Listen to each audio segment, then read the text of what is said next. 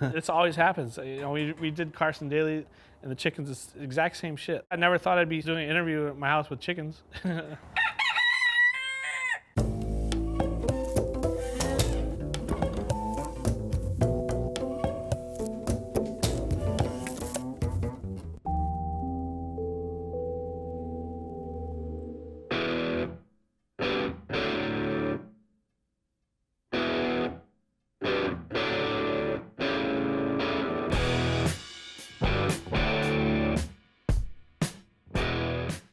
I think I picked graffiti when I was younger because I was rebellious. I used to ditch, I'd surf in the morning, and if the waves were good, I would ditch the whole day. And if I wasn't surfing, I was probably drawing waves and writing surf. And so I used to draw on my desk in my books and just draw and write. And I didn't really know I was doing like the act of like writing, you know, graffiti. This guy came from New York for a minute. Like he was at our school for like a week or something. And he was like, what do you write? What do you write? And I was like, what are you talking about? Like, I write Happy Halloween, Merry Christmas, because I'm drawing on my desk, you know? And he goes, no, what's your tag? And so he busts out photos of trains in New York. I'm like, that shit's cool.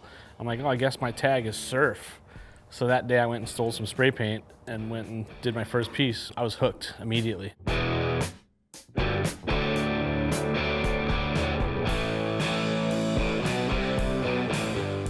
In Los Angeles, there was like literally a handful of us, and when we got to like 10 people, we thought we had this huge movement. We're like, man, there's 10 of us, you know, all over the city writing graffiti.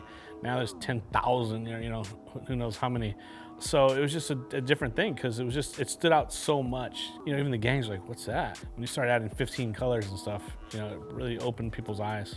You know, after a while, probably the late 80s, when we started to get good and we started to take our craft seriously, we had more pride in it. So, you know, I just strived to like do the most, the best, as much as I could and take it to another level. Like I wanted to make it a household name, you know, I wanted graffiti to be an art form. So, you know, when people asked me back in the day, like, did you ever think you'd be in museums or galleries around the world? I'm like, yeah, of course. Like, why the fuck do you think I spent my whole life doing it, you know? Like, I was just like, this was gonna be my life.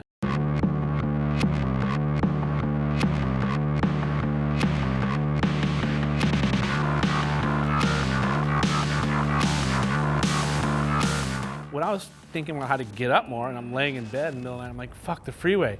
And I jumped up and went and did a piece on the freeway. I was just thinking about how I'm gonna get up the most. So do a piece on the freeway, do full colors on the freeway, do this, do that, do free overpasses, like all that stuff was just to take it one step further. You know, I always wanted to do the Hollywood side, and scene beat me to it. Airplanes I did, you know, we did planes, trains, automobiles. I think we painted Elvis's limo one time, didn't know it was his. Sorry.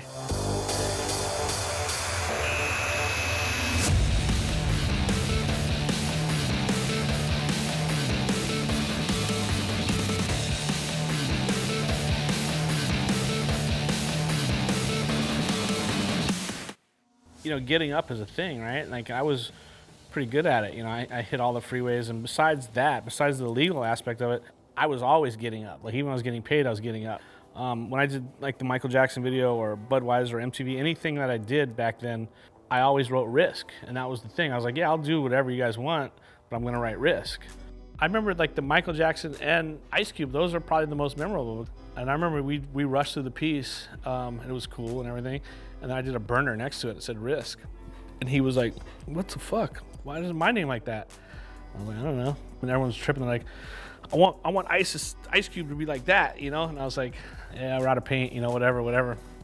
But the Michael Jackson video was super memorable because that's the first big budget I worked on where they were like crazy budgets. He's like designed 3 streets, 1 gang writing, 1 New York style graffiti, and 1 hybrid.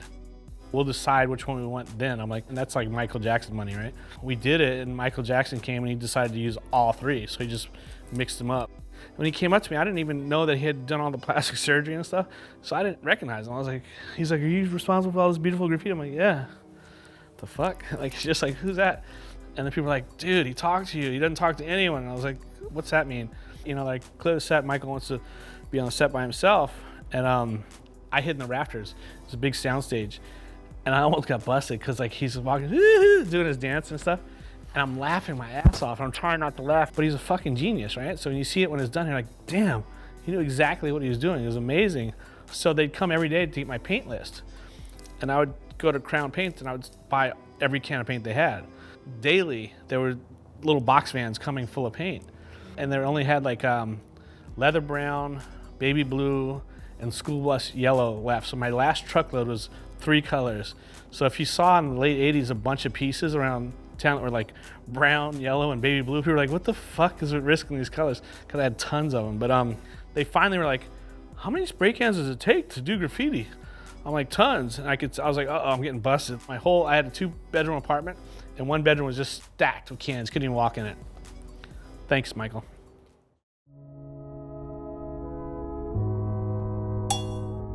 Roger Gaspin came up with the idea. After Arts on the Street, he was like, looked through my photos and he goes, man, you have some great photos. Not a lot of people save their photos. And I'm like, well, I lost like most of my photos. And he goes, well, you have more than I've seen. So he started archiving my photos. I think it took a year. And he's like, dude, yeah, you should make a book. There's some great stuff here. I was going in one direction, he was going the other. You know, I was like, fast forward from all that stuff and flex all the stuff that I think is really cool and awesome art, I think. And he's like, that doesn't make sense. You have to do a book about the history, a book about you, a kid that came from New Orleans and ended up being a successful artist. He goes, that's the book. I'm very thankful that he stuck on that course, because I would have done a book totally different. And he's like, yeah, we're gonna do the book that you wanna do, but that's second. Some of the things we're working on now, the gallery, working on Buckshot Gallery, which is really cool, and just painting a lot more and mixed media. Like for me, my painting is getting away from spray paint, you know, a lot. You know, it's like spray paint to me is just one genre of my life's work. It's like one chapter. I do sculpture, I do metal work, I do all kind of other stuff. I just want to explore all these mediums, and I also want to do stuff this year that I haven't done before, which would be large scale sculptures, you know? Stuff that's like, you know, 1 story, 2 stories high, public art, stuff like that. I don't know what's next because I've never been that artist. Like my whole thing is I'll never know completion. I don't want to know the end because, or even have a vision of what you think the end is, because then the ride's over. You know, so we'll see.